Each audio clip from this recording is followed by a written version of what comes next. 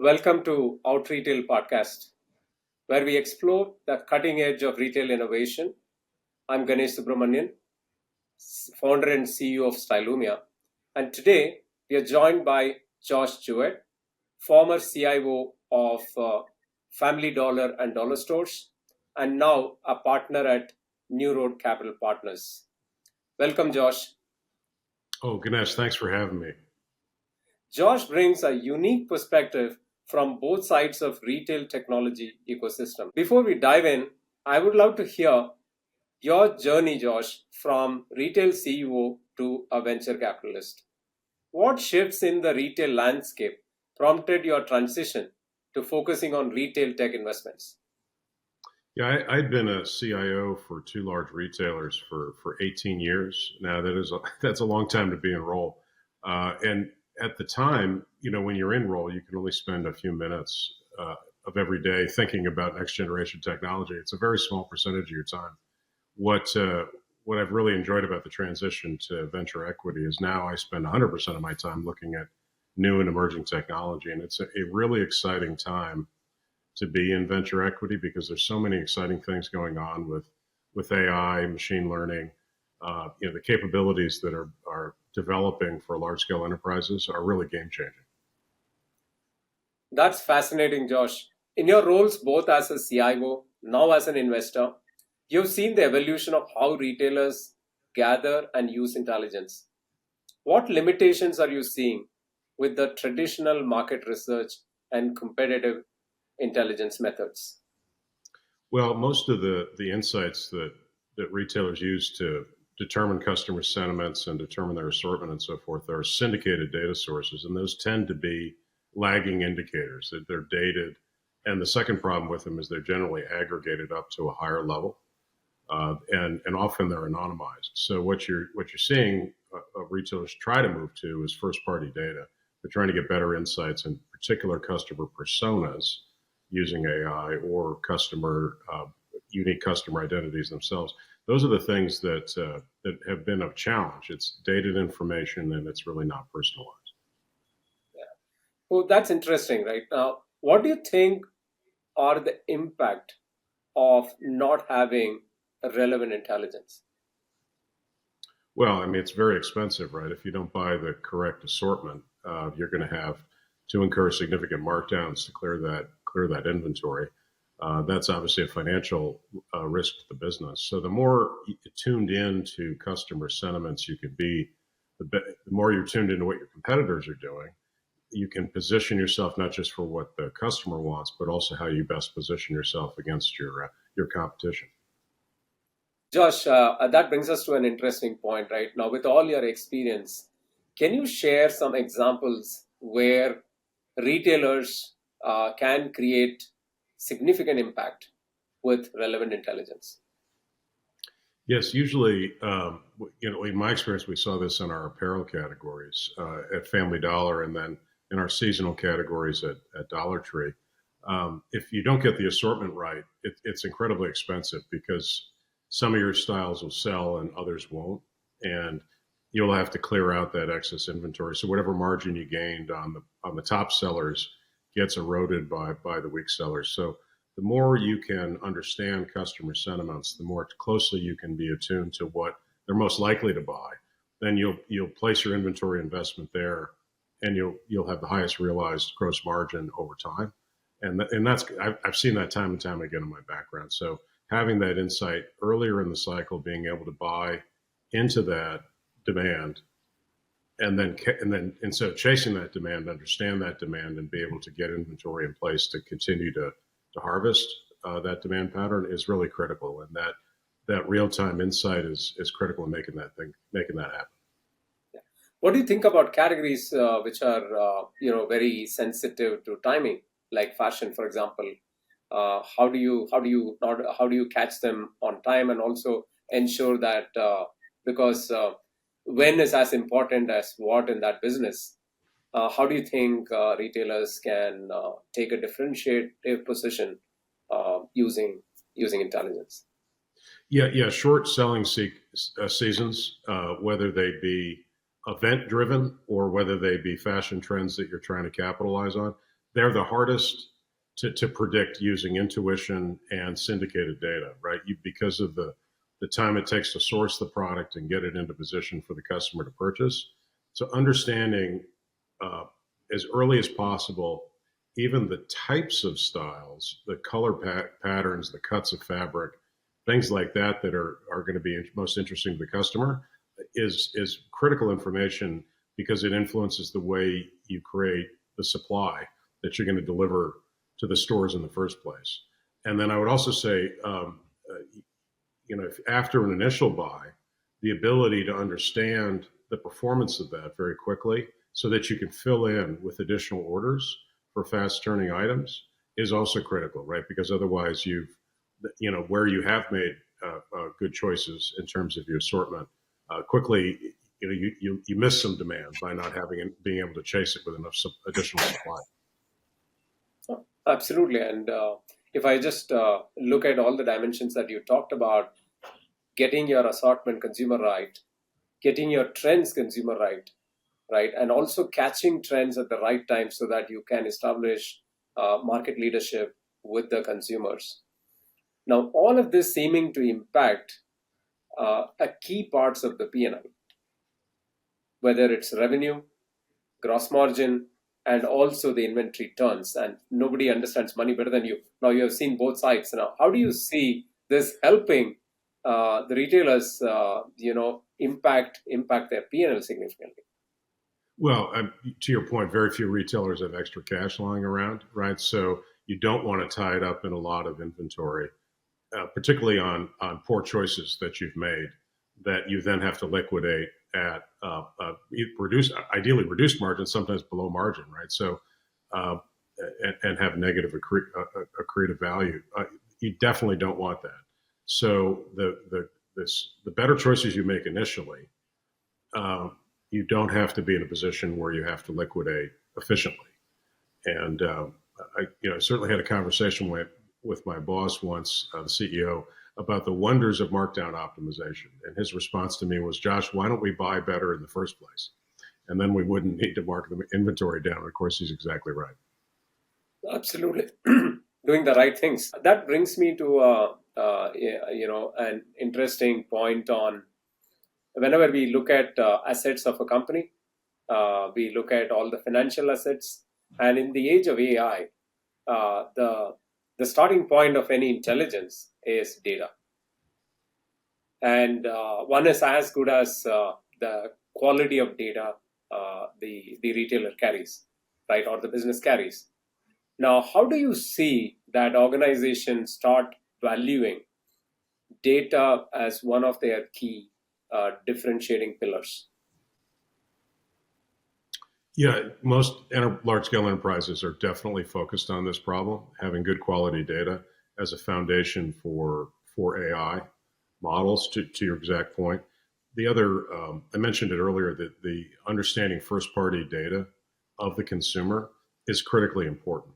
So retailers have been for decades now have been monetizing their data sets and selling them to brands so that the brands can get better insight into how they should produce and target customer segments. Um, Retailers are refining that data understanding more and more and more, and they're marrying it between their digital channel and their physical channels if they're brick and mortar retailers so that they have a comprehensive view of the customer's behavior, the customer's purchasing patterns, whether it be their household or whether it be them, him or her as an individual. And that data is allowing them to make significantly better decisions on the front end in terms of what they carry in their stores, how they sell it, how they position against their competitors. It's vitally important to have good, clean data. I mean, when I started my career in IT, we were talking about the importance of having good, clean data, but it's just gotten more and more and more important over time. Yeah, completely get that. And just taking the data discussion a bit deeper, right? And I keep saying that your own data is as good as your market share, or the amount of intelligence that one retailer has or a brand has is as good as their market share. So the first party data is limited to, let's say, even the market leaders are, let's say, healthy double digits, right? And most of them are decimal in a semi organized market. Now, how do you see that brands and retailers get a holistic view of the consumer intelligence? Do you think the role of alternate data is going to play a bigger role in the future? Oh, certainly. I mean, it has my entire career. We relied on syndicated data sources, as I mentioned earlier, early in my career from folks like Nielsen IQ and others in the space, and they're giving you a window into how other retailers are doing and so forth. And their famous home scan panel data that had represented 150,000 households in the U.S. At the time, showed that we had 3% of our customers' wallet. So our core customers spent 97 cents of every dollar someplace else. And it was critically important for us to understand what it was that they were buying, where they were buying it, when they were buying it, so that we could think differently. Our goal was to just get 1 or 2% more of the customer's wallet, and it would have dramatically changed the financial performance of our business. And it is the criticality of having that insight into the entire customer purchasing a journey, as well as what they're buying, when they're buying it, how they're buying it. That is critically important for retailers in this highly competitive world. So I totally agree with your point that it's going to be more and more important to understand demand signals quicker and it more comprehensively just than your own internal data sets. Yeah. And with the dynamism of where the market is going, having such intelligence always on helps one to look at what consumers are buying and increase their market share and look for white spaces on an ongoing basis. Yeah, no, undoubtedly true. That's exactly right. Particularly versus your competitors, right? I mean, because your competitors may be carrying things in their assortment, a choice, a style, whether it's hard goods or apparel that you just don't have in your assortment, and you're seeing it's a significant uptake in their performance. Understanding that white space in your own assortment is critically important so you can respond to it.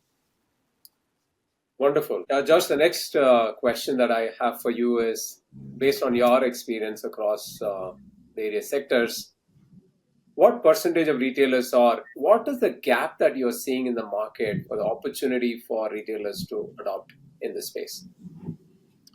Yeah, in the case of generative AI and AI writ large, there's a huge gap. The biggest retailers in the world, your Amazons, your Walmarts, your Krogers, your Targets, they're all leaning in on this. And there's a whole strata below them of even in the case multi-billion-dollar retailers that are still just kind of dabbling with it and trying to figure out how to take advantage of it. And it's a huge opportunity, really, for them to partner with innovative early-stage companies that have really taken a lead in developing capabilities that they can leverage to match the capabilities of some of the biggest enterprises on the planet.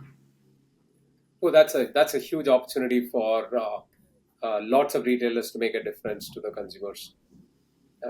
That reminds me that when people say that we have a lot of data, we see two types of data available in the market. One is collect data from the internet, scrape the web, and provide that in a structured format to retailers. Now, if you look at them, they provide a shelf view of the market. As you know, as you rightly mentioned, that many of these products don't connect with the consumers and they don't sell well. What do you do with that intelligence? There's a lot of noise. So what do you see is the difference which is happening now from a non-traditional perspective you see in this space? Yeah, there's some very good tech out there that does scrape data, and you get pricing, and you get assortment, and you even kind of get an insight into private label, into these brands, which is something that has historically been difficult to do. But you don't get the basket. You don't understand what the customer is actually buying. You certainly not in real time. Sometimes that's a lagging indicator with syndicated data sources, as I said earlier, and you don't have insight into the digital basket. So you can see assortment, you can see pricing, you might even be able to see promotions that are active at a localized level, but you're not really seeing the basket. And the ability to see the basket, some of the capabilities I know Stylumia is capable of providing its customers, is really invaluable insight because it's giving you large-scale insight at a micro level, as I mentioned earlier, instead of aggregate level information, and it's much more real time. than has been possible in the past with traditional capabilities. Yeah, therefore you do see a significant impact by having a demand view, a basket view of consumers. Definitely, definitely, because the basket, the profitability of the basket is critical for particularly CPG retailers like my experience. I mean, most of the products we carried in our stores were from major CPGs. Obviously, we made some margin on those, but the ability to influence a basket and build a basket that was cross aisle, that added higher margin goods or potentially private label. All of those were things that were really critically important for us to expand our margin. We wanted to not just drive foot traffic, but also expand the size and profitability of baskets. Let me now make you reflect. If you are still a CIO today, what three non-traditional intelligence capabilities would you prioritize implementing? Well, I mean, we've Awesome. talked a lot about understanding customer demand patterns earlier so that we don't buy the wrong merchandise in the first place. Yeah, I mentioned that story about my former boss. So that echoes in my mind. So the ability to influence the assortment earlier in cycle. And then secondly, be able to identify trends sooner in time to buy a second round of the most successful inventory and get it to the market on time are two of the three. And the third, I think, is once you've got a better handle on customer demand, you need to have real deep insight into the ability of your supply base to produce that. And so Mhm. having a clear understanding of their posture and readiness to meet your demand patterns is really critical. So those are the three areas I think that I would want to invest in order to improve our performance. Now, I would like to get into a crystal ball view of, let's say, in the next 3 to 5 years, looking ahead. How do you see the competitive market intelligence and consumer intelligence landscape evolving? And what new data sources or technologies might emerge in your view? Well, what I've been seeing is what everybody else has been seeing is this real proliferation of new of media, whether it's like TikTok Shop or these other environments where people are either creating new content, which is creating a demand pattern for products that we've not seen before, or whether it be obviously the proliferation of social media has created all sorts of alternate demand signals for retailers to understand. So I think it's going to be critically important for retailers to understand among these multiple influences or multiple versions of the truth, if you will, of what the customer is really seeking, what their demand pattern really is, the ability to bring that all together and have kind of a single view of customer demand and have that and know that early enough that you can actually influence what you buy and carry in your stores and online, I think is where leading companies are going to have to be. In other words, I recently saw NVIDIA's Earth 2.0 video, which was talking about how to predict weather at a 20-meter accuracy across any part of the Earth, which today is in tens of kilometers, right? And all using a satellite view, multiple data points, able to generate and predict at that accuracy. So what you're talking about is how can we have that holistic view across multiple data sources and able to predict consumer demand patterns well, right? Combined with knowledge of the supply base. That will be amazing. I just want to follow up that with, for lots of retail executives listening to this podcast, what's your advice on building internal capabilities versus partnering with specialized service providers? Well, I was always a buy instead of a build. We did selectively build a few things, and I can talk about what drove that decision. But generally speaking, I felt it was impossible for us to stay on top as one shop of one group of hardworking people. I mean, our job was to be experts in our brand. Our job was to understand how tech could positively impact our brand. It was very difficult for us to stay on top of all the capabilities and trends and things out there. So we would often find early stage companies that come in to bring those capabilities to us because it's tough to rival what the venture equity world can do in terms of investing in capabilities and breathing life into them. It's much better to shop among those great choices and bring them to your business. That's been my experience. Interesting. And maybe there is, another world where if these data companies can provide all of this data into the pipeline of large enterprises or companies who can absorb this data, maybe there is an opportunity for merging both internal and external data together to have a holistic view for the enterprise. Oh, I totally agree. I mean, if you've got a really good sense of your customer and what they're buying and when they're buying it in your digital and physical spaces, and then comparing that and normalizing that with what they're doing elsewhere, that would give you a real insight on how you could get a greater share of that consumer's wallet for sure. Wonderful. Before we wrap up, I have one last question. What would be your one unconventional data point that retail executives should start tracking tomorrow?